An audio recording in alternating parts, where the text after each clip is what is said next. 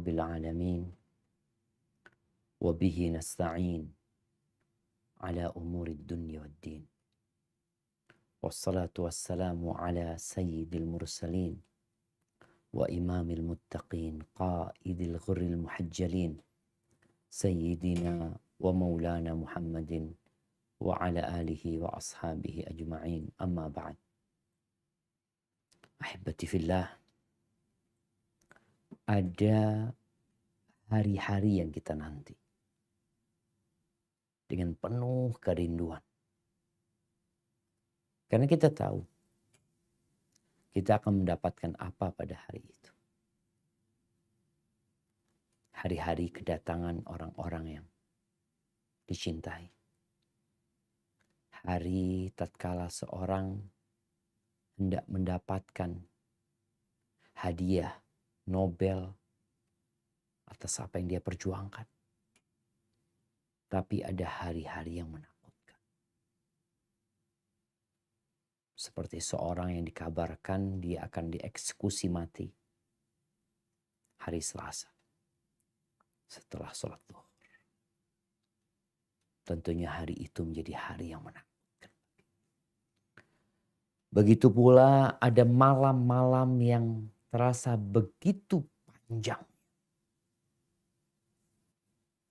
Begitu gelap gulita. Menyimpan banyak rahasia yang kita nggak tahu.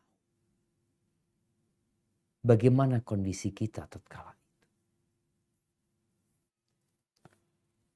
Al-Imam Al-Hasan Al-Basri rahimahullahu ta'ala, salah satu tokoh para tabi'in, dia mengatakan, yaumani wa laylatani lam yasma'il khalaiqu bimithlihinna.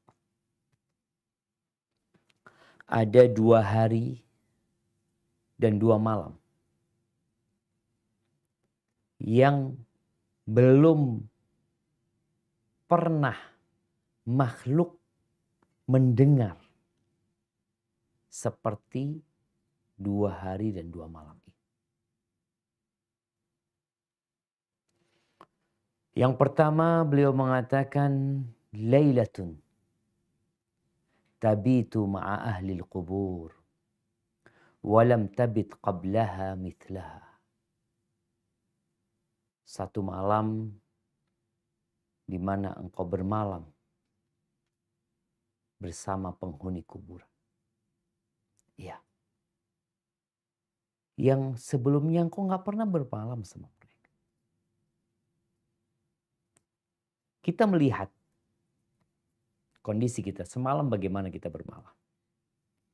Di dalam rumah, di atas ranjang, sebagian kamarnya ber-AC, ranjangnya empuk, kanan kiri ada lampu yang menghiasi ranjangnya, ada air, ada minuman, ada bantal dan guling, ada kekasih yang menemani.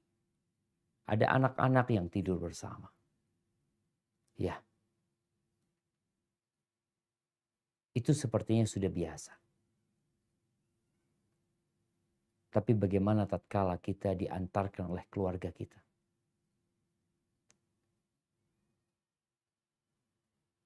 Yang biasanya banyak orang dikuburkan siang hari, pagi hari, sore hari. Kemudian keluarga kita akan meninggalkan kita. Bersama siapa kita bermalam di dalam lubang yang sempit? Harta kita nggak ada yang ikut. Padahal kita mampu untuk membeli kuburan seluas 1 hektar. Sebagian orang itu punya tanah, Masya Allah, ribuan hektar. Dan tatkala dia dimakamkan, dia di lubang yang sempit itu. Hanya cukup buat tubuhnya saja. Apa yang akan dia rasakan di sana? Hani Maula Uthman bin Affan, dia meriwayatkan tentang kisah Uthman radhiyallahu taala anhu, kana Utsman idza waqafa ala qabrin baka. Bayangin ada satu malam kita, awal malam kita akan di sana. Dengan suasana dan kondisi yang serba berbeda. Yang kita nggak pernah tahu gimana kondisinya di sana. Kita mendengar, iya, hari ini kita akan mendengar. Kita akan mengkaji. Apa yang akan dirasakan manusia tatkala dia bermalam di sana. Sebagian bermalam di hotel bintang 5. Hotel bintang 7. Yang di dalamnya segala yang dia inginkan dia dapatkan. Tapi di kuburan nggak ada yang peduli sama dia. Umar tuh Utsman bin Affan, kalau dia berdiri di atas kuburan dia menangis sampai jenggotnya itu basah dengan air mata. Lalu dikatakan kepada dia, "Tadhkurul jannata wan nar fala tabki." Engkau mengingat surga dan neraka, engkau nggak nangis, tapi engkau menangis ketika melihat kuburan. Ada apa? Faqala Utsman radhiyallahu taala anhu, "Inna Rasulullah sallallahu alaihi wasallam qala, innal qabra awwalu manzilin min manazil akhir." Kuburan ini, aku mendengar Rasulullah SAW bersabda, beliau bersabda Rasulullah SAW, bahwasanya kuburan ini adalah awal tempat persinggahan akhirat. Jadi sebelum berbincang tentang surga, sebelum berbincang tentang neraka, tentang padang mahsyar nantinya, ini kuburan yang sangat dekat sama kita. Yang mungkin sebagian sering mengantarkan, sebagian menjadi penggali kuburan. Sebagian rumahnya di sebelah kuburan. Kuburan ini adalah awal persinggahan akhirat. Fa in naja minhu, kalau selamat dari lubang yang sempit ini dia, fama ba'dahu aisarun minhu, maka yang sesudahnya akan lebih mudah bagi dia. Wa in lam yanju minhu, tapi kalau dia nggak berhasil di lubang yang sempit ini, di awal tempat persinggahan dia udah gagal, maka yang sesudahnya asyaddu minhu, yang sesudahnya akan lebih parah dari yang sebelumnya. Wa qala Rasulullah sallallahu alaihi wasallam, "Ma ra'aitu manzaran qad illa al-qabru afdha minhu." Aku tidak pernah melihat sebuah pemandangan melainkan kuburan itu lebih menakutkan. Akhrajahu Tirmidzi. Dan ketika seorang bermalam di kuburan, maka dia akan dihimpit dengan kuburan tersebut. Sebagaimana hadis yang diriwayatkan Aisyah radhiyallahu taala anha, bahwa Nabi alaihi salatu wasallam mengatakan, inna lil qabri dhaghthah, dalam riwayat lain dhamma, walau kana ahadun najian minha naja minha Sa'ad bin Mu'adz. Kuburan itu ada himpitannya. Udah tempatnya sempit, ditumpukin tanah, diinjak-injak, kemudian ditinggal, nanti dia akan dihimpit oleh kuburan tersebut. Nggak ada yang selamat dari himpitan kuburan. Kalau ada yang selamat dari himpitan kuburan, maka pasti akan selamat Sa'ad bin Mu'adz. Sa'ad bin Mu'adz yang ketika meninggal dunia, arasy-Nya Allah bergetar. 70 malaikat ikut menguburkan jenazahnya Sa'ad. Mengangkat jenazahnya Sa'ad. Tapi dia pun nggak selamat. Dia tetap merasakan. Tsumma furija. Kemudian dibuka himpitan tersebut. Dan setelah itu, engkau akan didatangin 2 malaikat. Aswadani azraqan. Warnanya blue black. Blue black. Biru hitam. Kemudian disebutkan dalam At-Tabrani, dalam Al-Mu'jam Al-Awsat karya Tabrani, bahwasanya kedua matanya seperti panci-panci tembaga. Yang namanya giginya, taringnya itu seperti pecut-pecutnya sapi. Panjang. Nah, suaranya seperti petir.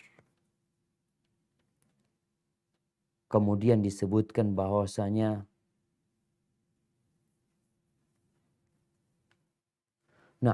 jadi giginya itu seperti bukan pecutnya sapi, tapi seperti tanduknya sapi.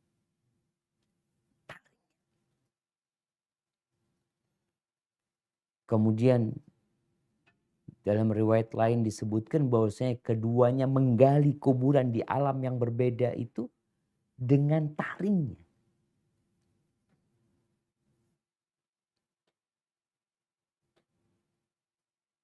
Mereka dengan rupa yang sangat menakutkan.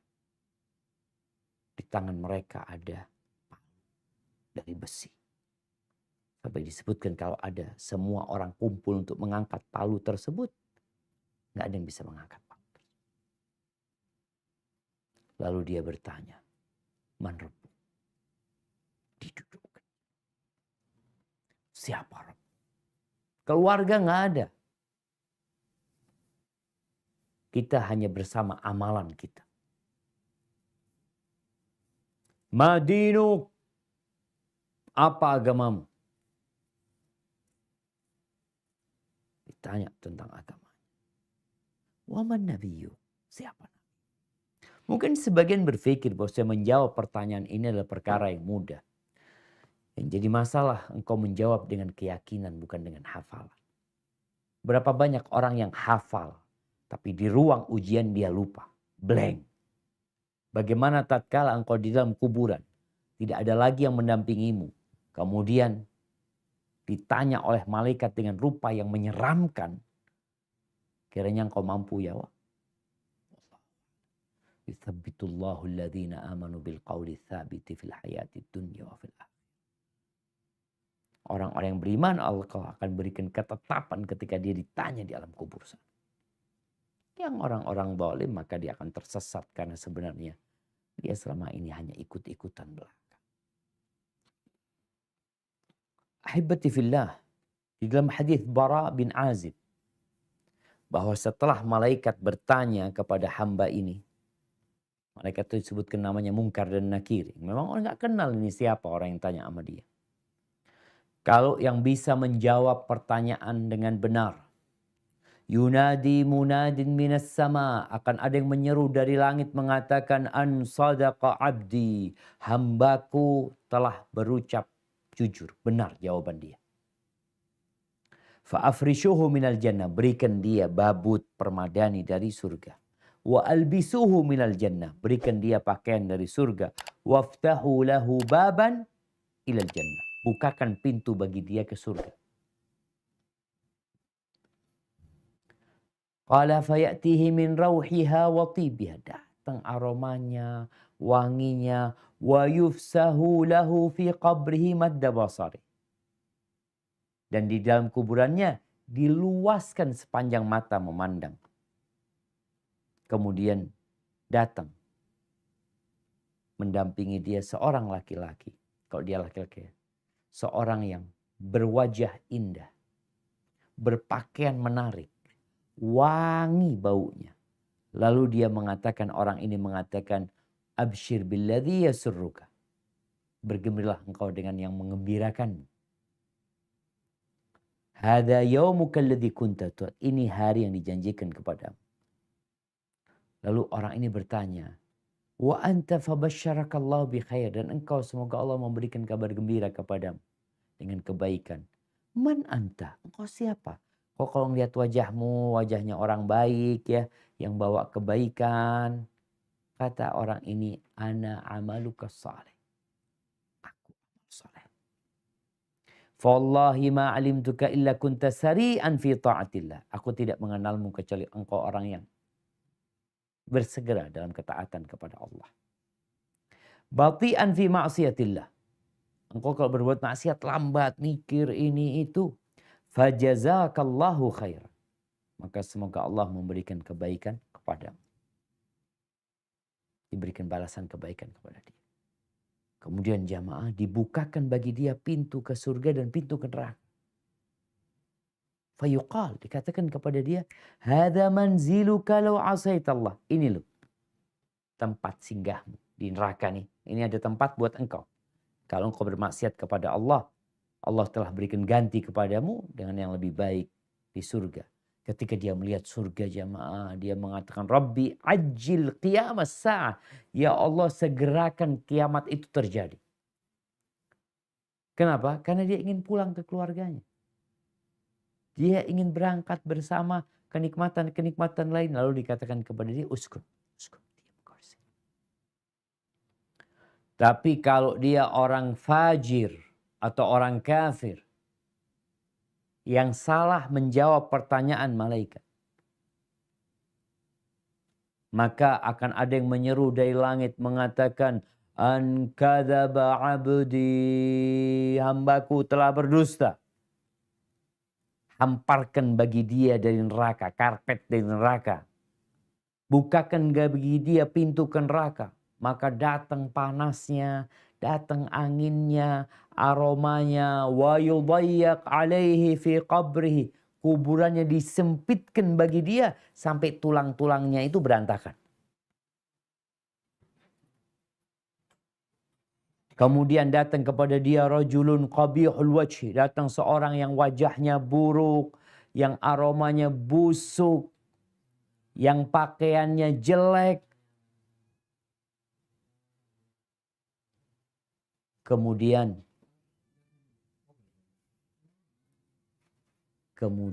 setelah itu dia mengatakan kepada orang ini atau orang ini, orang yang datang ini mengatakan kepada yang mati, abshir billadhi yasu, abshir, bergembiralah engkau dengan membahayakan. Bergembira. Lalu dikatakan, ini hari yang dijanjikan kepada. Fawallahi, dia tanya, engkau siapa? Wajahmu kok nggak enak banget, ngomongnya nggak enak. Kau siapa sebenarnya? Qala ana amalukal khabith. Aku amal burukmu. Aku tidak mengenalmu kecuali engkau orang yang bati'an an ta'atillah. Orang yang lambat dalam melakukan ketaatan kepada Allah.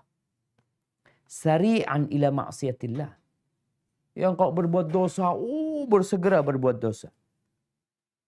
Maka kemudian dikirimkan seseorang yang bersamanya palu, a'ma asam abkam.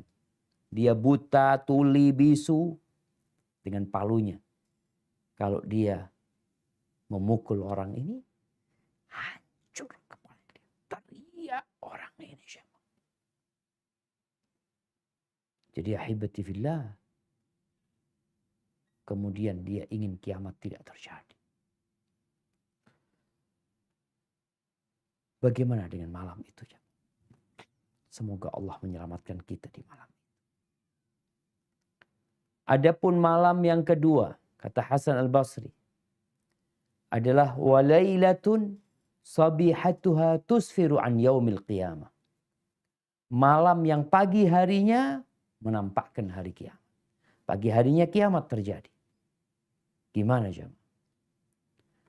Bicara kiamat kita malam hari itu tahu-tahu paginya semuanya hancur. Bangunan-bangunan yang begitu tingginya, kekayaan yang dimiliki manusia, semuanya. Bagaimana kondisi mentari, kondisi rembulan, bagaimana lautan, bagaimana binatang. Apa kata Allah tentang hari ini di surat Al-Muzammil ayat 17.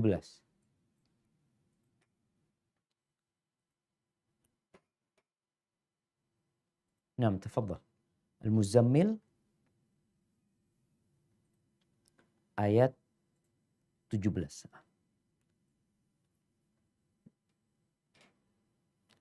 Sorry, datang lagi. Naam, tafadhal.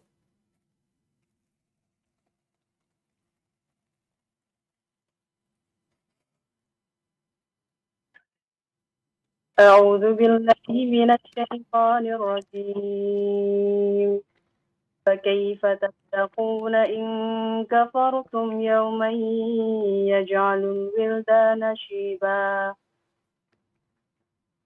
Lalu bagaimanakah kamu akan dapat menjaga dirimu jika kamu tetap kafir kepada hari yang menjadikan anak-anak berubah? Allahu Akbar jemaah. Malam hari itu malam Jumat. Kiamat akan terjadi pada hari Jumat. Bagaimana menakutkannya malam itu. Di mana sampai anak-anak itu beruban karena melihat dahsyatnya kiamat. Mengerikannya kiamat. Bahkan Allah Azza wa Jal berfirman di surat Al-Hajj ayat 1 dan 2. Nah, silakan dibaca. Bismillahirrahmanirrahim. Ya ayyuhan nasu taqu rabbakum. Inna zalzalatas sa'ati syai'un 'azim. Yawma tarawnaha tadhhalu kullu murdi'atin 'amma arda'at wa tad'u kullu dhati hamlin hamlaha wa taran nasa sukara wa ma hum bisukara walakinna 'adzaballahi syadid. Wahai manusia, bertakwalah kepada Tuhanmu. Sungguh guncangan hari kiamat itu adalah suatu kejadian yang sangat besar. Ingatlah pada hari ketika kamu melihat guncangan itu. Semua perempuan yang menyusui anaknya akan lalai terhadap anak yang disusuinya. Dan setiap perempuan yang hamil akan keguguran kandungannya. Dan kamu melihat manusia dalam keadaan mabuk, padahal sebenarnya mereka tidak mabuk. Tetapi azab Allah itu sangat keras. Subhanallah syama. Sampai disebutkan di ayat ini. Mereka yang menyusui anak. Ditinggalkan anaknya. Yang hamil keguguran ketika melihat dahsyatnya kehancuran yang ada.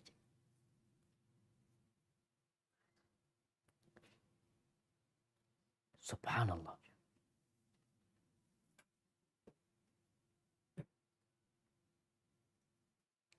Allah sampai menyebutkan wataran nasa sukar. Engkau melihat manusia seakan-akan mereka mabuk. Mereka tidak. Dengan digoncangkan orang itu berjalan ke kanan, ke kiri. Semuanya bergoyang. Mereka nggak mampu. Terus apa yang terjadi dengan mereka? Walakinna azab Allahi syadid. Azab Allah itu keras. Dan kalau kita membaca surat-surat yang berada di juz Ammah yang menjelaskan tentang kiamat. Idza zulzilatil ardu zilzalaha wa akhrajatil ardu athqalaha wa qalal insanu ma laha. Manusia mengatakan, kenapa? Ada apa ini? Yauma idzin tuhadditsu akhbar. Hari itu akan dikasih tahu tentang beritanya. Apa yang sedang terjadi. Hari yang kata Allah Azza wa Jal, yauma yafirrul mar'u min akhi. Orang itu lari dari saudaranya sendiri. wa ummihi wa abi. Dari bapaknya, dari ibunya, dari bapaknya. Yauma yafirul mar'u min akhihi wa ummihi wa abi wa sahibatihi wa bani. Istrinya ditinggal, anak-anaknya nggak diurusin. Dia hanya memikirkan dirinya sendiri. Dan kalau kita bicara kiamat, kata Nabi SAW, hal tantadhiruna, kalian nunggu apa sih sebenarnya sekarang? Kalau kalian nggak nunggu tua, mungkin kalian nunggu miskin, nunggu kekayaan, yang membuat kalian kadang-kala lupa, atau menunggu kematian, atau menunggu penyakit, atau menunggu dajjal, awisa'a, wasa'atu adha wa amar. Atau kalian menanti kiamat, baru mau jadi orang soleh, baru mau berubah, ketika datang hari itu. Ketika hari itu datang, itu benar-benar lebih pahit, lebih menakutkan. Ahibbati fillah, Rasulullah sallallahu alaihi wasallam mengatakan, man ahabba atau man arada an yanzura ila al-qiyamati ra'yal ain. Barang siapa yang ingin melihat proses terjadinya kiamat itu seperti mata memandang secara langsung, secara nyata, maka hendaklah dia membaca 3 surat. Idza syamsu kuwirat. Yang kedua, idza sama'un fatarat. Yang ketiga, idza sama'un syaqqat. Coba kita baca yang berada di awal surat At-Takwir. Dari ayat 1 sampai ayat 14. Nah, silahkan dibaca. Bismillahirrahmanirrahim. Idza syamsu kuwirat wa idza nujumu kadarat wa idza jibalu sujirat wa idza isyaru 'attilat wa idza wuhushu husyirat wa idza biharu sujirat wa idza nufusu zuwijat wa idza mau'udatu su'ilat bi ayyi dhanbin qutilat wa idza suhufu nushirat wa idza samaa'u kushitat wa idza jahimu su'irat wa idza jannatu uzlifat alimat nafsum ma ahdarat.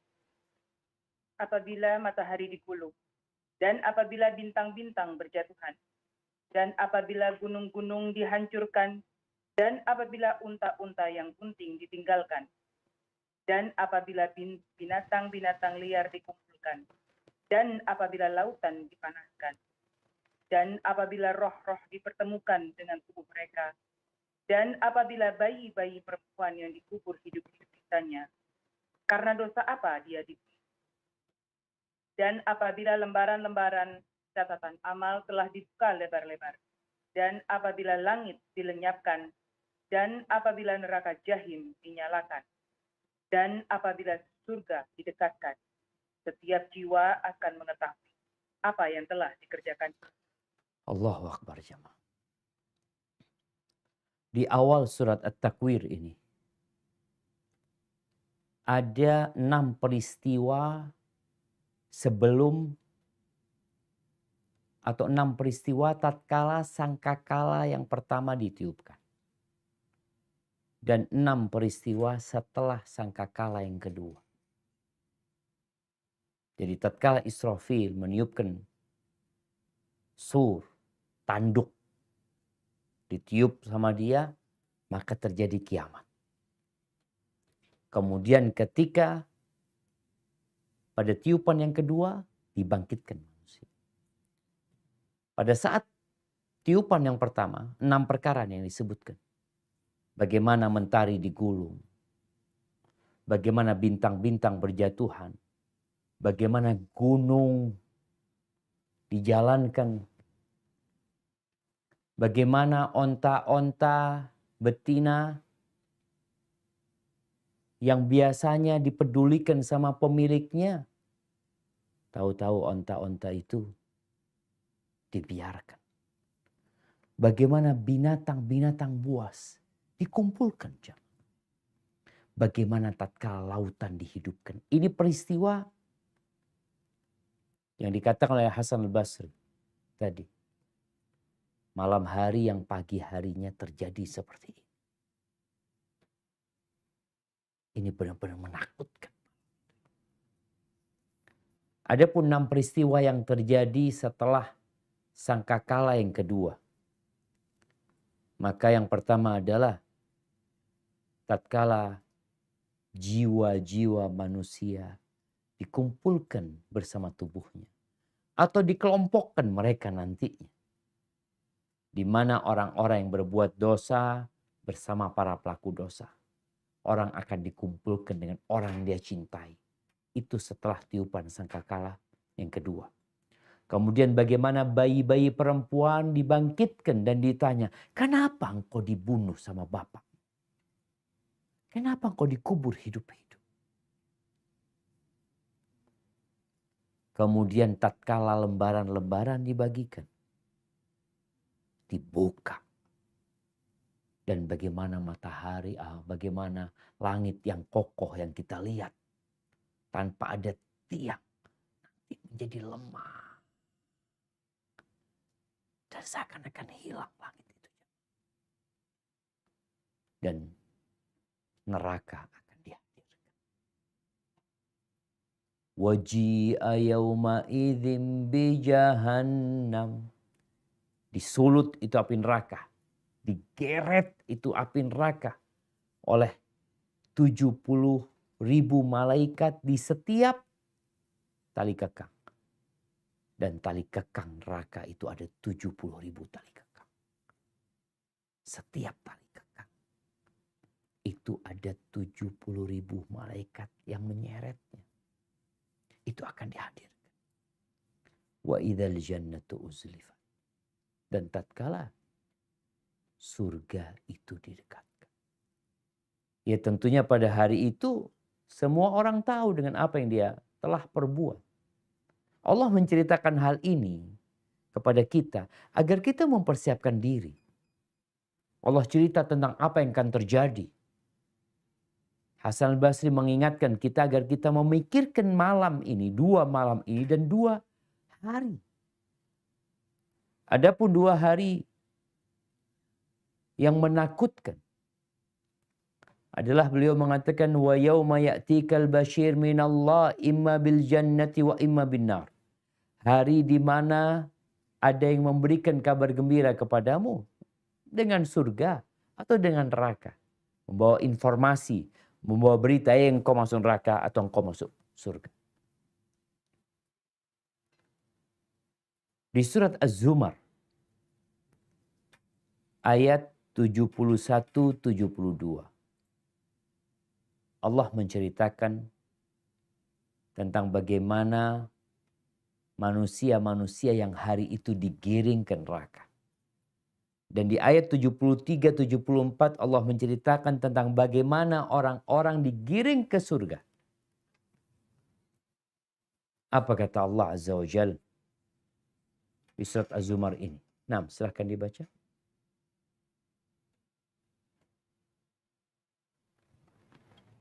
وسيق الذين كفروا إلى جهنم زمرا حتى إذا جاءوها فتحت أبوابها وقال لهم خزنتها ألم يأتكم رسل منكم يتلون عليكم آيات ربكم وينذرونكم لقاء يومكم هذا قالوا بلى ولكن حقت كلمة العذاب على الكافرين قيل ادخلوا أبواب جهنم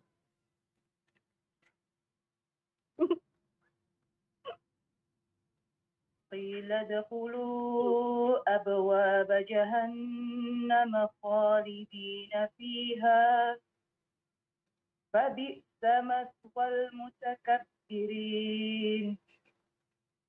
وسيق الذين اتقوا ربهم إلى الجنة زمرا حتى إذا جاءوها وفتحت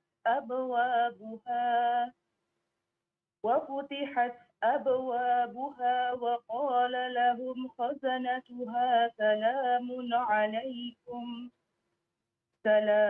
عليكم طبتم فادخلوها خالدين وقالوا الحمد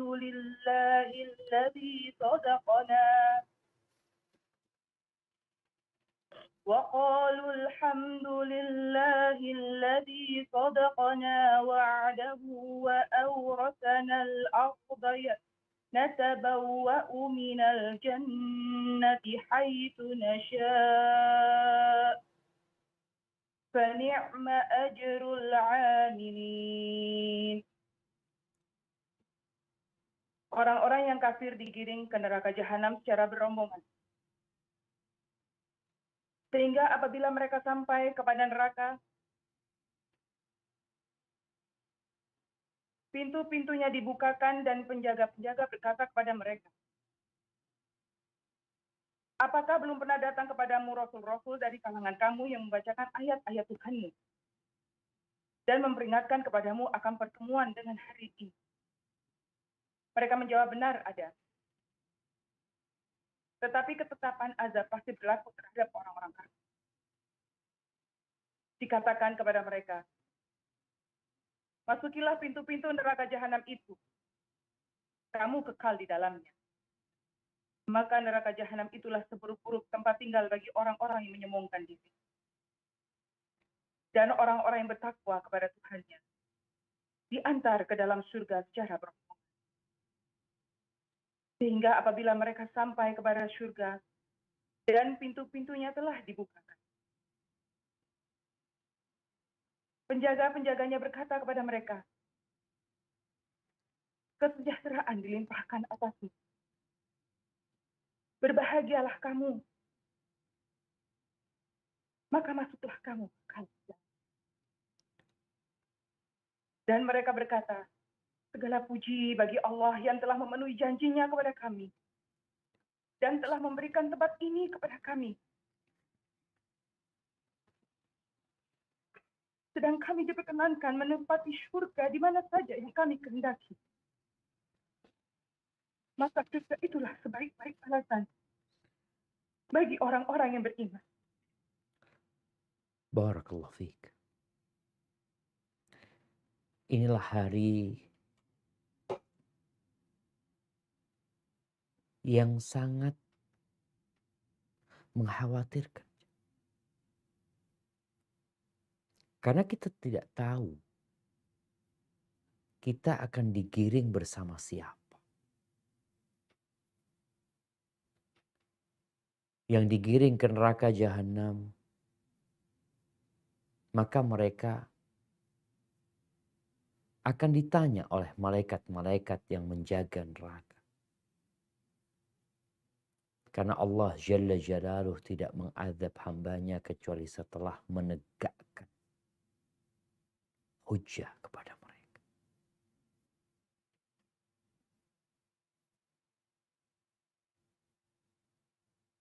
Apakah belum datang kepada kalian utusan-utusan kami yang membacakan ayat-ayat Tuhan kalian? Utusan-utusan itu dari kalian sendiri, manusia yang menyampaikan peringatan-peringatan. Dan kalian diperingatkan akan ada hari ini. Ini hari akan kalian jumpai. Kata mereka benar ada. Tapi mereka tidak mengikuti utusan-utusan Allah. Sedangkan orang-orang yang beriman,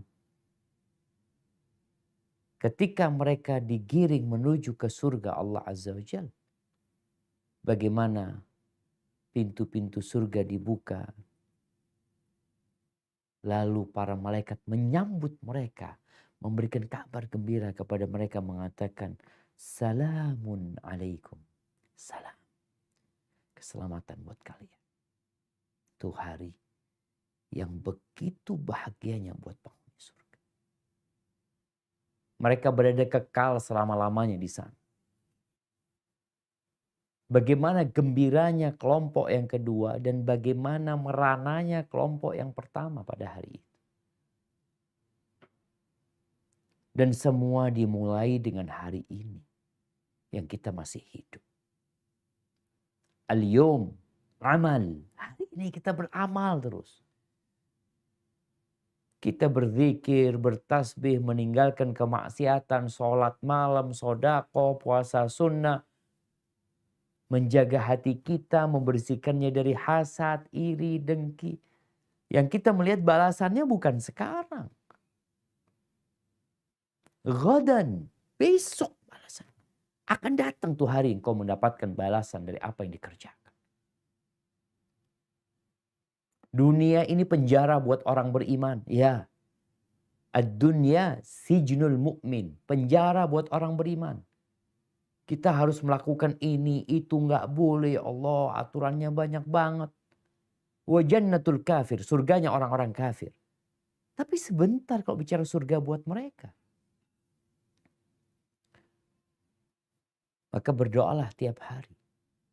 Tiap hari. Memohon kepada Allah surga. Dan berlindung dari api neraka. Karena kalau ada orang yang memohon surga, maka surga akan rindu sama itu orang. Dan orang yang berlindung dari api neraka, neraka pun akan memohonkan kepada Allah. Doa yang paling sering dibaca Nabi SAW adalah Rabbana atina fid dunya hasan. Wa fil akhirati hasanah wa qina adzab. Taib, ada hari yang sebelum itu.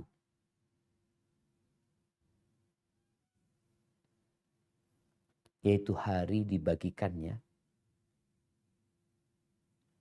rapot kita. Yang kita nggak tahu, kita terima dengan tangan yang mana. Rasulullah SAW pernah ditanya oleh Aisyah. Ya Rasulullah, apakah engkau akan kenal sama keluargamu nanti pada hari kiamat? Ingat sama mereka. Kata Nabi SAW, amma fi thalathati mawatin fala. Di 3 tempat enggak. Enggak ingat sama keluarga. Yang pertama, ketika pembagian rapot. Orang hanya ingat sama dirinya sendiri. Yang kedua, ketika penimbangan amalan. Yang ketiga, ketika mereka melewati sirat. Di mana mereka semua memikirkan nafsi, nafsi, diriku, diriku. Bicara pembagian rapot. Allah Azza wa Jalla berfirman di surat Al-Haqqah di ayat 18 sampai 31. Bagaimana pada hari itu semuanya akan merasakan keadilan. Mereka akan melihat hasil kerja dia selama hidup. Nah, silakan dibaca. يومئذ تعرضون لا تخفى منكم خافية فأما من أوتي كتابه بيمينه فيقول هاؤم اقرءوا كتابيه إني ظننت أني ملاق حسابيه فهو في عيشة راضية في جنة عالية قطوفها دانية كلوا واشربوا هنيئا بما أسلفتم في الأيام الخالية وأما من أوتي كتابه بشماله فيقول يا ليتني لم أوت كتابيه ولم أدر ما حسابيه يا ليتها كانت القاضية ما أغنى عني ماليه هلك عني سلطانيه خذوه فغلوه ثم الجحيم Thumma صلوه al-jahima sallu.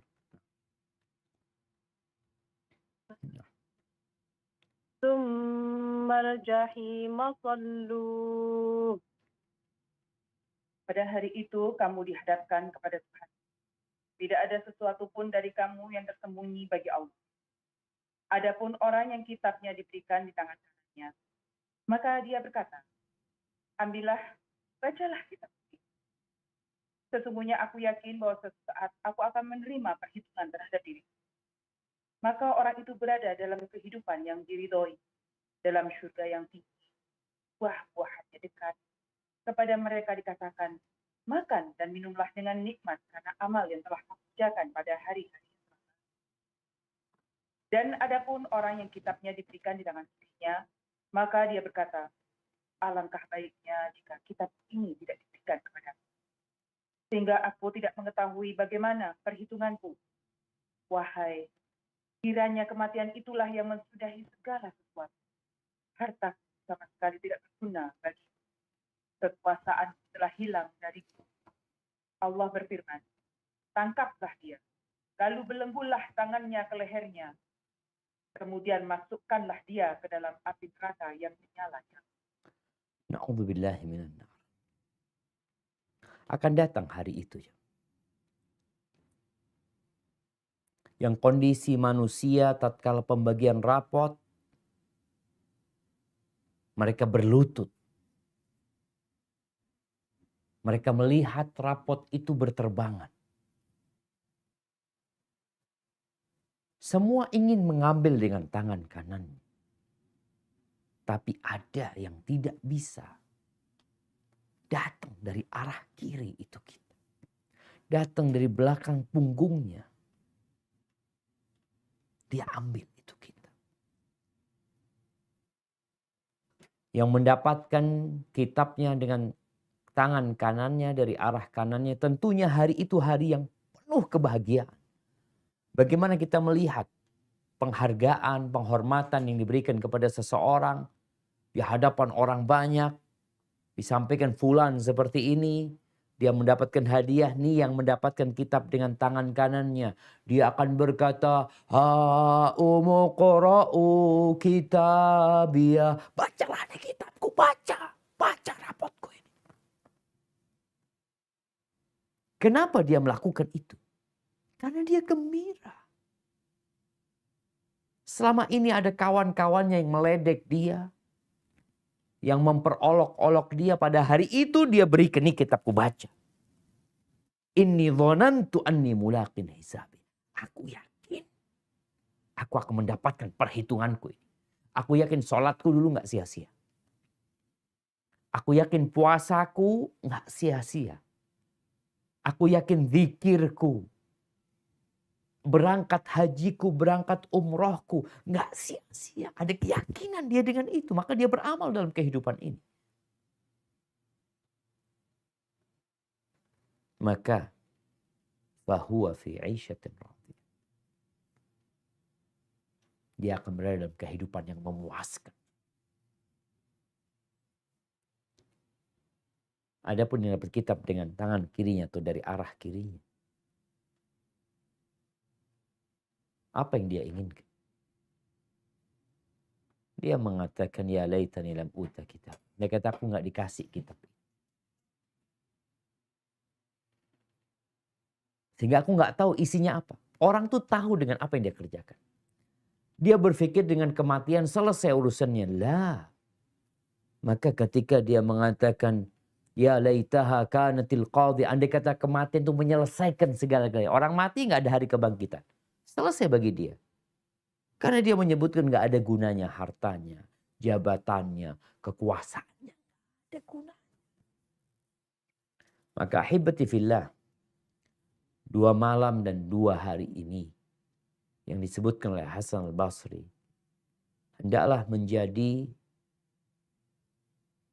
pemikiran kita. Kita perlu memiliki visi dan misi. Bagaimana kita nantinya ketika harus menghadapi 2 malam. Yang jelas kalau bicara kematian, ya sangat dekat sama kita. Keluarga kita, kita mengantarkan mereka. Kita bisa bayangin bagaimana kondisi di sana. Ditinggal sama keluarga. Yang kedua, bagaimana ketika terjadi kiamat. Semuanya akan hancur. Kullu man 'alaiha fan. Semua. Kemudian bicara hari. Bagaimana ketika hari orang-orang dikasih kabar gembira dimasukkan ke surga. Dan ada yang dikasih kabar untuk masuk ke neraka. Kemudian bagaimana hari pembagian rapot. Engkau bagaimana? Engkau di mana pada waktu itu nanti? Barakallahu fiik. Mungkin itu yang dapat kita kaji pada kesempatan kali ini. Semoga Allah menyelamatkan kita dari azabnya. Rabbana atina fid dunya hasanah wa fil akhirati hasanah wa qina adzabannar. Barakallahu fiik. Nah.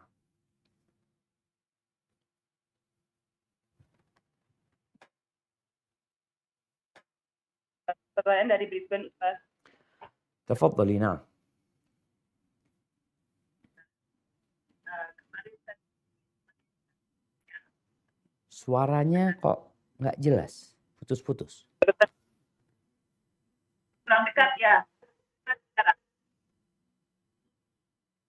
Ustaz kedengaran? Kedengaran. Tafadhali. Ya. Karena ini saya juga berpikir kebenaran saya ini tidak di sana, tapi bilang kemarin saya Suaranya timbul tenggelam. Kadang kala keras, kadang kala kecil. kemarin saya berkunjung ke rumah kawan Siap. ya yang sedang sakit Nah, dan dia itu tidak sama dengan beragama sama dengan saya.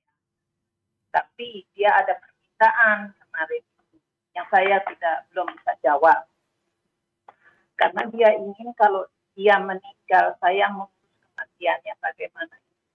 nggak Padahal saya tidak sama agamanya. artinya, Afwan, Ana ingin pastikan dia sakit. Kawan ini non-muslim. Non-muslim. Taib. Dan saya kan tidak sama beragama. Agamanya dia Katolik. Siap.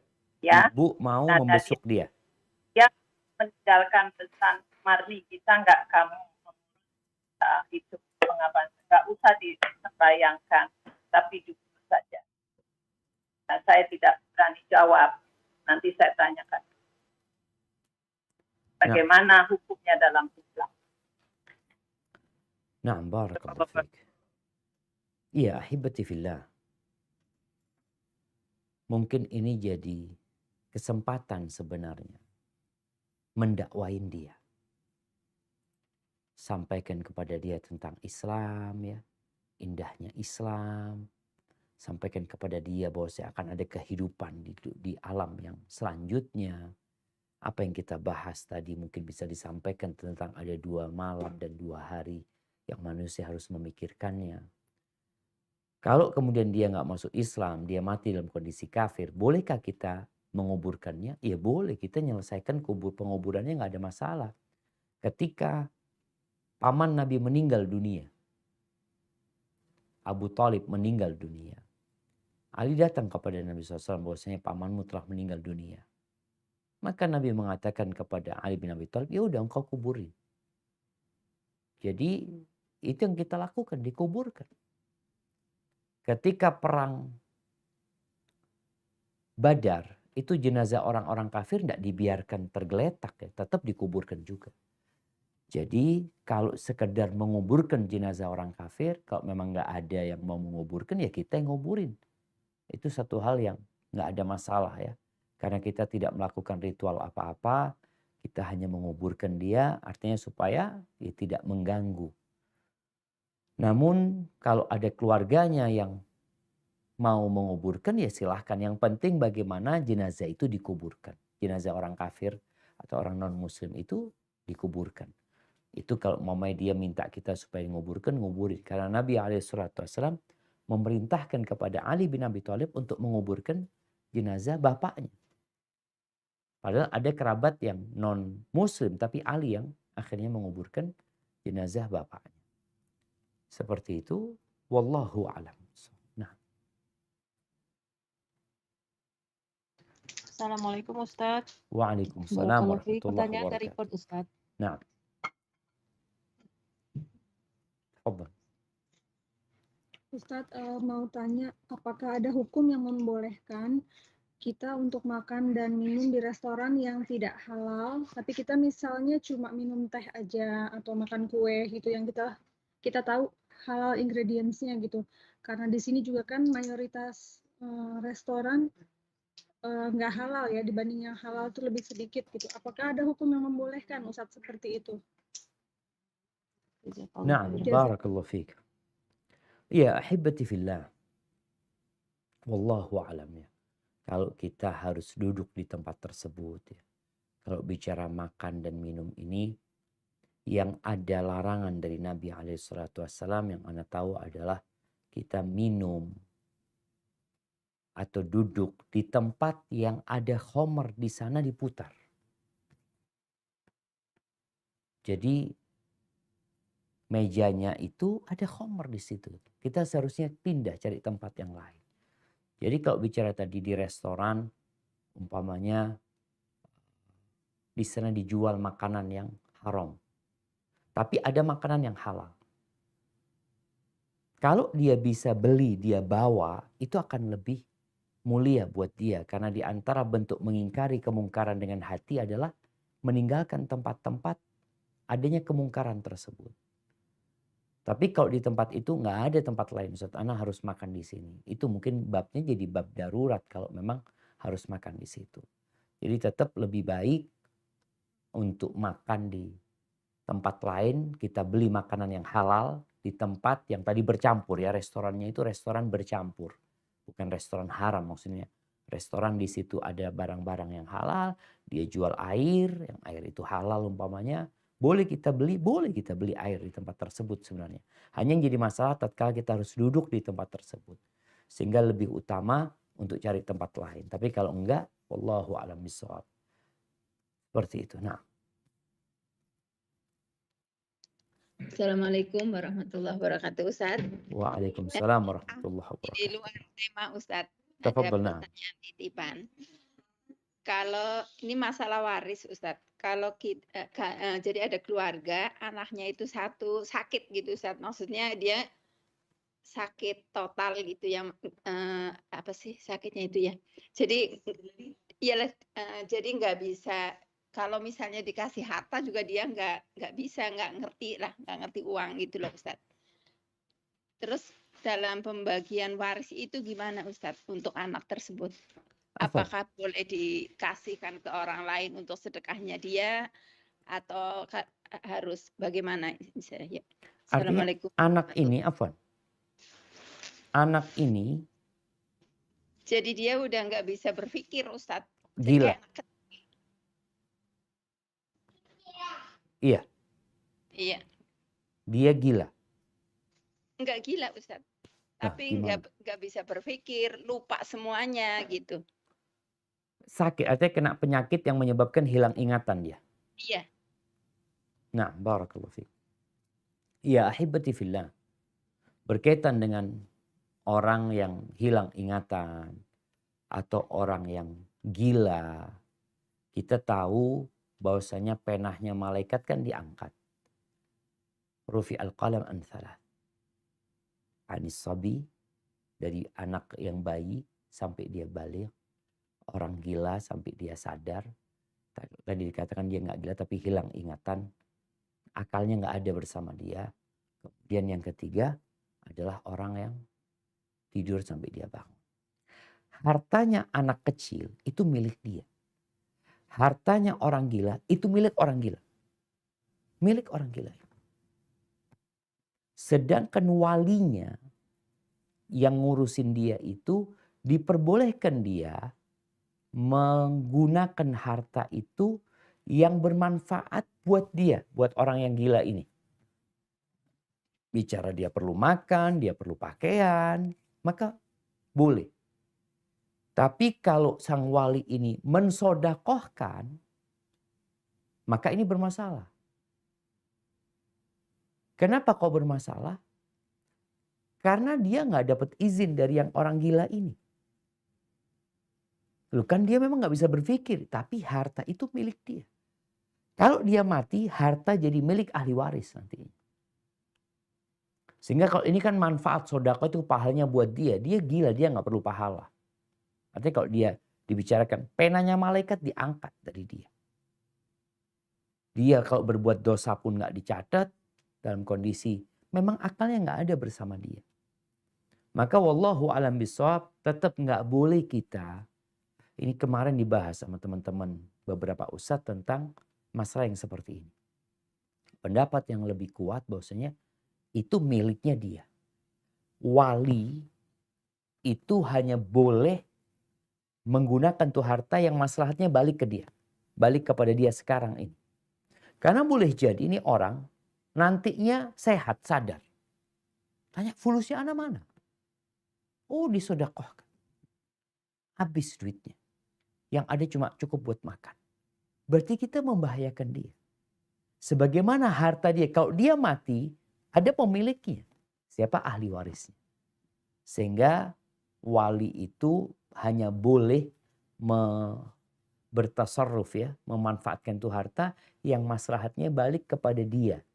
Dalam artian tadi untuk biaya hidup dia, kalau untuk biaya berobat dia, yang ada pun untuk hal-hal yang berkaitan dengan sedekah, itu maka perlu izin dia, dan izin dia tidak dapat diketahui, sehingga tidak boleh kita mengeluarkan harta itu untuk, ya kalau dikatakan ya demi maslahat dia, enggak, dia maslahat dia, ya mungkin tadi uang itu ada bersama dia maslahatnya. Kalau dia sadar gimana nanti. Jadi karena kita nggak tahu, maka kita hanya boleh menggunakan uang itu yang maslahatnya langsung dapat dirasakan oleh dia. Hadza wallahu a'lam. Nah.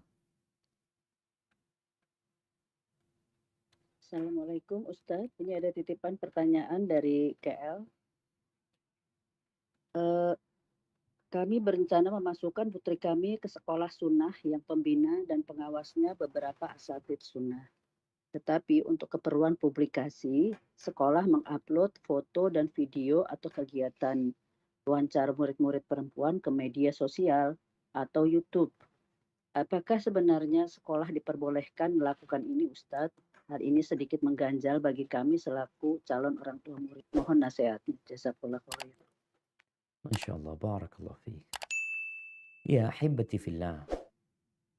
Berkaitan dengan mengupload video, kalau anak-anak itu anak-anak kecil ya, belum balik, mungkin tidak terlalu bermasalah ya. Tapi kalau ketika dia perempuan-perempuan yang diperintahkan untuk berhijab, diperintahkan untuk menutup diri, sehingga mengambil video mereka, menguploadnya akan membahayakan mereka sebenarnya.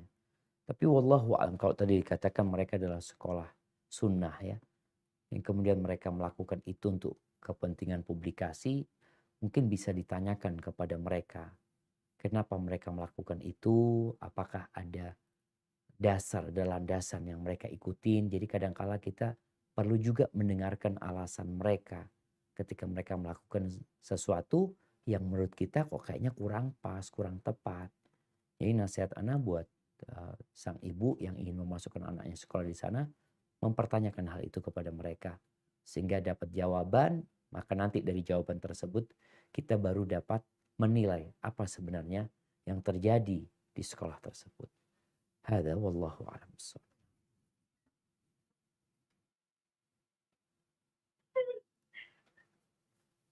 Assalamualaikum Ustaz. Waalaikumsalam warahmatullahi wabarakatuh. Barakallahu fiik. Nam, tafadhal. Ini kalau kita berdoa, kita kan selalu meminta surga yang paling tinggi, surga Firdaus. Afwan, suaranya kurang jelas ya. Ini Ustaz, kalau kita berdoa. Kalau kita berdoa, siap. Doa kita meminta surga Firdaus. Afwan. Dan juga Putus barusan. Doa. ya meminta surga Firdaus dalam doa kita. Siap. Kemudian kita berdoa dimintakan dimasukkan surga tanpa hisab dan azab apakah itu terlalu overconfidence ya Ustazah? Ustazah.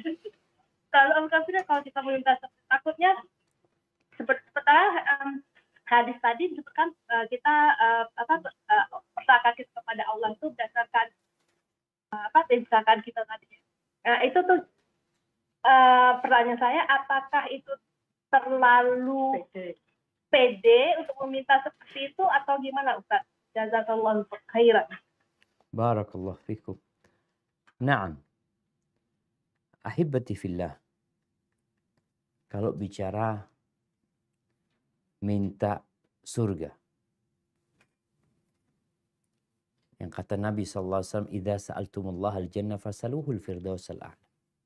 Kalau kalian minta surga, maka kata Nabi SAW, mintalah surga firdaus yang paling tinggi. Bicara minta sama Allah. Baik, kalau bicara minta masuk surga tanpa hisab, tanpa azab. Wallahu a'lam bishawab. Kalau ana lihat, ana belum membaca ada hadis yang menjelaskan Nabi meminta surga tanpa hisab, tanpa azab. Karena kalau bicara masuk surga tanpa hisab, tanpa azab, beliau itu telah memberikan kriterianya. Jadi kita kepingin masuk surga tanpa hisab, tanpa azab, doanya minta surga. Minta surga firdaus. Tapi kita minta proses masuk surganya supaya tanpa hisab, tanpa azab. Seperti itu. Maka yang lebih harus dilakukan adalah bagaimana memenuhi kriteria masuk surga tanpa hisab, tanpa azab. Karena kalau ada orang minta surga tanpa hisab, ini loh kriterianya. Mereka tidak minta ruqyah, mereka tidak bertatayur. Seperti itu. Jadi kalau dikatakan apakah berlebihan, wallahu a'lam bishawab. Anda nggak tahu apakah dikatakan berlebihan ketika dia mengatakan Allahumma inni as'alukal jannah bi ghairi hisabin wala adab. Aku mohon surga ya Allah tanpa hisab, tanpa adab. Maka coba ana bahas lagi nanti, ana kaji kembali.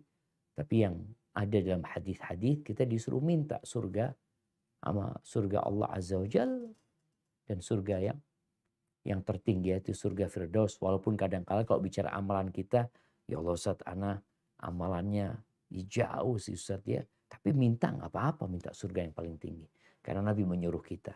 Tapi untuk memohon masuk surga tanpa hisab, tanpa adab, mungkin ana akan bahas kembali, nanti ana kasih jawabannya ketika ana sudah tahu.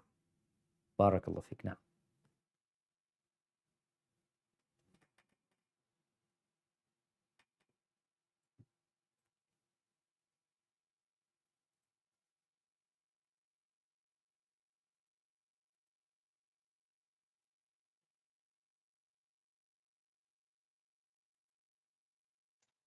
Assalamualaikum Ustaz, pertanyaan dari Put lagi. Apabila ada orang tua laki-laki sudah wafat dan dia meninggalkan sebuah rumah untuk warisannya, tapi rumah tersebut ditunda pembagiannya, dan ketika itu ada salah satu anaknya yang sudah wafat, apakah cucu dari anak perempuan itu mendapatkan warisan Ustaz? Nah, artinya ketika orang tuanya mati, anak perempuan ini masih hidup kan? Iya. Cuma karena penundaan sampai dia meninggal juga akhirnya. Iya. Seperti itu. Siap. Barakallahu fiik. Iya, ahibati fillah. Di antara syarat orang mendapatkan warisan itu adalah dia hidup tatkala orang itu meninggal dunia. Orang tuanya meninggal dunia. Maka kalau dikatakan apakah akhirnya terjadi penundaan pembagian warisan sampai anaknya mati. Warisan belum dibagi. Berarti dia tetap dapat bagian dia. Jadi bukan cucunya yang dapat bagian, enggak.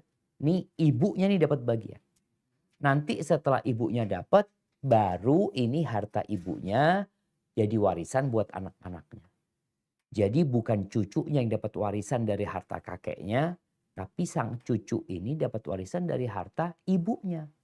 Tinggal bagaimana ibunya itu atau bagian ibunya itu diserahkan kepada kepada itu keluarga sehingga nanti diberikan kepada ahli warisnya. Siapa saja, suaminya mungkin termasuk ahli waris ya, kemudian anaknya. Jadi seperti itu. Ini kadangkala terjadi penundaan ini karena kurang memahami apa ya? Memahami agama dengan benar. Ingat ketika meninggal dunia, harta itu milik ahli waris. Bukan milik yang paling tua. Kalau yang meninggal bapaknya tuh harta bukan milik ibunya. Milik ahli waris. Sehingga semua punya hak yang sama untuk meminta haknya. Kalau ada yang mengatakan enggak, jangan dibagi dulu ini dan itu. Jangan sampai kita menahan hak orang lain. Ini jadi kezaliman nantinya. Kalau dia minta haknya, kecuali kita udah mau jual rumahnya Ustaz, nggak laku. Berbeda. Bukan dia menghalangi haknya orang tersebut, enggak. Tapi ada orang yang sudah minta haknya, oh enggak nanti mau dibagi. Nanti kita nunggu mahal jualnya. Loh, sekarang dia punya hak yang sama. Engkau mau jual nanti, tafadhal. Tapi berikan hak dia. Hada wallahu a'lam. Nah.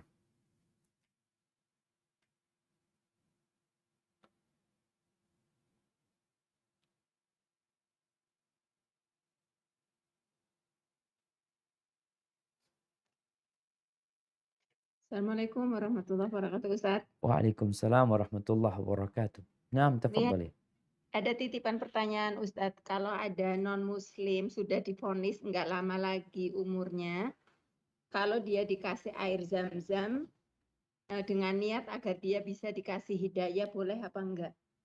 Jazakallah khair. Barakallahu fikum. Ya hibbati fillah, ma'u zam-zam lima syuribalah. Air zam-zam ini tergantung niat meminumnya. Tergantung niat meminumnya. Jadi kembali kepada niat orang yang meminumnya. Kalau ini kan niat yang memberi minum. Seperti itu. Iya, bukan orang yang minum. Bukan yang minum gitu kan ya. Jadi niat yang memberi minum. Wallahu alam jamaah. Tapi yang jelas kalau bicara kita minum air zam-zam itu dengan niat supaya dibersihkan hati kita, dikasih petunjuk, insya Allah dapat. Tapi kalau sekarang kan ada orang yang ngasih niatnya supaya dia dapat hidayah. Ya semoga Allah kasih hidayah. Artinya ini orang doa. Dia minta sama Allah. Dia berdoa mohon ya Allah mudah-mudahan fulan nih dengan air zam-zam ini dapat hidayah ya Allah. Nggak ada masalah dia berdoa memohon kepada Allah dengan cara seperti itu. Tapi kalau bicara orang tersebut, maka orang tersebut yang meniatkan ketika dia minum air zam-zam tersebut. Dan ahibati fillah ini menunjukkan bahwasanya kita peduli sama saudara kita. Kita bukan hanya ingin dia sehat fisiknya. Apa gunanya sehat fisiknya kalau hatinya sakit? Maka ketika kita kasih air zam-zam kepada dia, kita niatnya ya Allah mudah-mudahan dia dapat hidayah. Kita mohon sama Allah. Kemudian kita sampaikan kepada dia, engkau kalau minum, mintalah sama Allah. Minta kesembuhan lahir batin. Seperti itu. Ada wallahu a'lam. Nah. Assalamualaikum warahmatullahi wabarakatuh, Ustaz. Waalaikumsalam warahmatullahi wabarakatuh. Nah, tafadhal. Barakallahu fiik. Pertanyaan dari Canberra. Bagaimana menjelaskan kepada anak-anak tentang hari kebangkitan supaya mereka bersemangat dalam beribadah untuk masuk ke dalam surga? Maksudnya, patutkah kita menjelaskan kengeriannya pula pada hari kebangkitan itu? Jazakallah khairan. Afwan. Kita menjelaskan kepada siapa? Kepada anak-anak, Ustaz. Iya. Masya Allah. Barakallah fiik. Ahibati fillah. Kalau bicara anak-anak, maka anak-anak ini dunianya berbeda. Sehingga pendekatan kepada mereka perlu melihat kondisi mereka. Ada anak-anak yang sudah paham, bisa dikasih tahu, jadi kasih tahu. Tapi ada anak-anak yang mungkin hanya menghafal aja. Anak-anak nih, kalau bicara surga, subhanallah ya. Anak ngomong sama Yusuf. Di surga itu. Lihat pertanyaannya sederhana. Abah, di surga itu ada mobil-mobilan insya Allah. Ada mobil-mobilan. Yusuf kalau mau minta banyak mobil-mobilan boleh. Ya, dia hanya kesenangan dia di situ gitu. Dia bukan berpikir dia punya uang yang banyak, enggak. Maka di sini bagaimana kita menjelaskan kepada anak yang sesuai dengan pemahaman dia. Bicara adab neraka juga sesuatu yang mungkin mudah untuk dia faham. Dengan kita contohkan, nih, lihat api nih. Itu yang namanya daging ayam kalau dibakar tuh. Kayak gitu. Gimana kalau tubuh kita yang dibakar?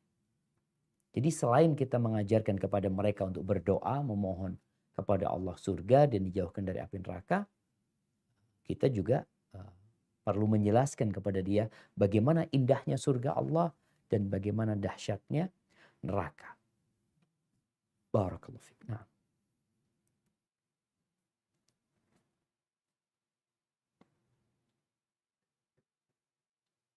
Assalamualaikum Ustaz. Waalaikumsalam warahmatullahi wabarakatuh. Nah, tafadhal barakallahu fiik. Ana mau nanya Ustaz, ini masalah keluarga. Orang tua tuh udah meninggal, ibu ya, jadi ibu udah 20 tahunan lebih. Tapi lemari pakaiannya itu nggak boleh dibongkar. Nggak boleh dibongkar. Sama siapa? Sama yang paling besar. Nah. Jadi tuh nggak tahu mesti gimana, udah dibilangin, takutnya malah nanti berarti jadi terlalu lama. Mungkin juga itu udah dimakanin rayap. Sampai kunci juga itu bilang bongkar nanti. Enggak. Sampai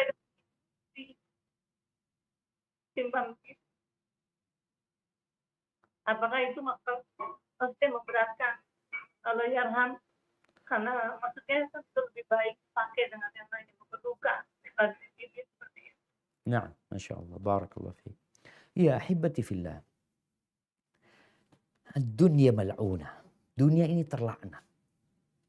Dunia ini terkutuk.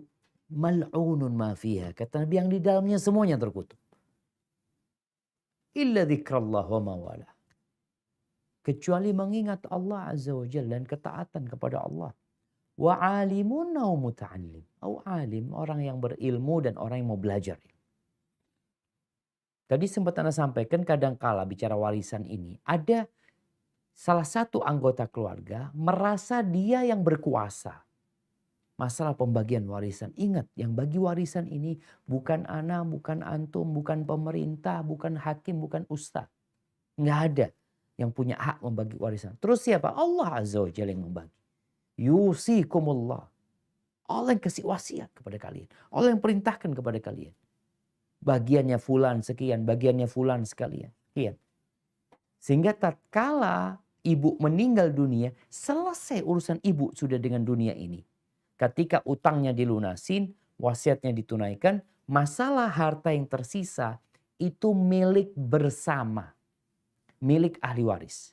Bukan milik yang paling tua. Itu lemari, milik ahli waris. Itu baju ibu, milik ahli waris. Yang ada di laci, milik ahli waris. Sehingga menyimpan seperti itu, ya kalau bicara apakah membahayakan yang meninggal dunia, ya yang meninggal dunia akan dihisap nantinya. Akan ditanya pada hari kiamat, min aina tasabtahu wa fima anfaqtahu. Dia akan ditanya, dari mana engkau mendapatkan dan kemana engkau infakkan. Itu untuk semua akan ditanya. Yang seperti itu. Sehingga yang perlu dilakukan itu, ya kalau memang nggak mau dibagikan, ini urusannya nggak ada urusan sama yang mati. Urusannya sama yang hidup. Kalau yang lainnya ini ridho, mama ya sudah nggak terserah abang lah daripada kita ribut umpamanya. Ya udah nggak ada masalah. Tapi kalau ternyata ada yang nggak ridho. Kalau dikatakan sampai 20 tahun itu lemari nggak dibongkar. Kenapa? Sebagai apa sebenarnya? Bukankah kalau bicara untuk yang meninggal dunia lebih manfaat kalau sodakoh buat yang meninggal dunia. Pakaiannya ibu dibongkar nih, gimana nih? Kalau kita niatkan pakaian ini jadi sodakoh buat ibu kita. Jadi ahli waris semua nggak ada yang ngambil. Ini sodakoh buat ibu kita. Maka itu manfaat. Tapi kalau enggak, ya nggak ada manfaat buat yang meninggal dunia. Yang meninggal tetap akan dihisab dengan pakaian, dengan lemari, dengan apa yang dia miliki. Ada wallahu a'lam bishawab. Nah. Assalamualaikum Ustaz. Pertanyaan dari Perth. Waalaikumsalam warahmatullahi wabarakatuh. Nah, tafadhol. Assalamualaikum warahmatullahi wabarakatuh, Ustaz. Waalaikumsalam Pertanyaannya warahmatullahi ialah pengurusan jenazah, Ustaz. Manakah yang lebih sunnah ketika kita mengkafankan jenazah, itu tangannya dilipat seperti kita sholat, ataukah diluruskan? Dan sebagian community di sini, jenazah itu didandankan. Maksudnya untuk perempuan ini dipakein alis. Apakah itu berdosa atau apa hukumnya, Ustaz? Jazakallahu khair, Ustaz. Masya Allah. Barakallahu fiik. Iya, ahibati fillah. Kalau bicara berkaitan dengan tangan orang yang meninggal dunia, apakah dia seperti sholat atau dia diluruskan? Kalau kita ngelihat penjelasan dalam kitab-kitab, memang ia dikembalikan kepada asalnya. Jadi tidak sendakap seperti orang sholat. Karena tujuannya dia sudah selesai urusannya, dia akan dimakamkan mana yang mudah bagi dia. Jadi kalau dikatakan mana yang lebih sesuai dengan sunnah, sepertinya yang Anda ketahui adalah diluruskan. Jadi tidak seperti ini. Kalaupun umpamanya ada ustadz yang seperti ini, ya nggak ada masalah. Artinya nggak ada masalah. Ya dia dimakamkan dengan seperti itu, nggak harus dibongkar di apa.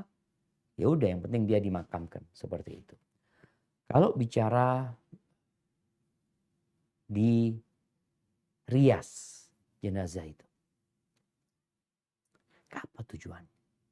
Memang ulama menjelaskan bagaimana jenazah itu kalau bicara jangan sampai dia itu terlihat buruk ya, wajahnya seperti itu. Kalau umpamanya dia ada gigi pasangan, kalau gigi pasangannya dicopot kemudian dia jadi jelek, ya dibiarin gigi tersebut. Sehingga nggak jadi kesan buruk buat orang-orang yang melihatnya. Tapi kalau dirias, dialis, dipakai lipstick, wallahu a'lam. Anda nggak tahu. Nah. Barakallahu fiik Ustadz, ini dari Canberra lagi. Pertanyaannya, seandainya di masa lalu kita mempunyai hutang tetapi lupa jumlahnya dan lupa pula siapa yang dihutangi karena saat itu kita masih kurang ilmu sehingga kurang peduli. Bolehkah kita mengeluarkan sedekah dengan niat semoga bisa menghapus hutang-hutang di masa lalu? Jazakallah khair. Masya Allah. Iya, ahibati fillah. Bicara utang, mau nggak mau harus dilunasi. Kelak pada hari kiamat, Allah Azza wa Jal akan menegakkan keadilan. Di mana orang-orang yang pernah kita berhutang sama dia, dia akan menuntut ketika kita nggak bayar. Tapi bagaimana solusinya? Ya kita harus cari tahu. Kalau ternyata Anda pernah punya utang dulu, sepertinya waktu SMP Anda pernah punya utang, waktu mondok, waktu kuliah, kita cari. Apalagi sekarang dengan mudahnya ya, kita punya grup, mamanya grup anak-anak lulusan tahun sekian, kita tanyakan Afwan, apakah ada yang pernah Anda utangin atau Anda berhutang sama dia? Perlu menanyakan hal itu. Atau kita merasa pernah kayaknya beli di toko fulan. Artinya kalau kita nggak ingat dengan semua itu dan kita sudah berusaha, kita akhirnya mengeluarkan uang tersebut. Sodakoh nih. Buat siapa? Ini sodakoh dengan niat tadi orang yang mungkin Anda bukan menghapuskan dosanya, tapi niat sodakohnya itu buat orang yang mungkin uangnya kepake sama Anda. Uangnya Anda pinjam dan Anda lupa gitu. Jadi bukan sodakoh buat diri kita, tapi diniatkan buat orang yang pernah kita berhutang sama dia. Cuma Anda nggak tahu di mana keberadaan dia. Semoga hal itu nggak ada masalah, dengan harapan Allah menghapuskan dosa-dosa kita. Dan ini juga menjadi pelajaran buat kita semua. Jangan bermudah-mudahan berhutang. Dan kalau berhutang, Ingat pesan Allah Azza wa Jal. Ya ayyuhalladzina amanu idza tadayantum bidainin faktubuhu ila ajal musamma. Wahai orang-orang beriman, apabila kalian berhutang, hendaklah dicatat.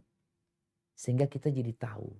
Subhanallah ya. Anak itu kadang-kala butuh uang. Ke kampus, butuh fulus. Nggak bawa uang. Anak pinjam kepada salah seorang ustadz. Anak sampaikan, ustadz, ingatkan ustadz ya. Ingatkan. Soalnya anak bakal lupa. Kalau uang-uang yang dikit itu lupa. Maka kalau nggak diingatkan kita lupa. Jadi perlu kita meminta dia mengingatkan atau dicatat. Sehingga tidak menjadi tanggungan buat kita kelak pada hari kiamat. Barakallahu fiik. Nah. Ustadz, masih ada waktu Ustadz untuk putaran terakhir? Allahu Akbar. Kak, putaran terakhir. Insyaallah. Kak, Ana punya utang beberapa pertanyaan tadi ya. Nanti diingatkan. Diingatkan kembali supaya Ana bisa belajar lagi. Sehingga Ana bisa memberikan jawaban yang sesuai. Barakallahu fiik. Mungkin itu yang dapat Ana sampaikan. Semoga bermanfaat buat kita semua. Subhanakallahumma bihamdika. Asyhadu an la ilaha illa anta astaghfiruka wa atubu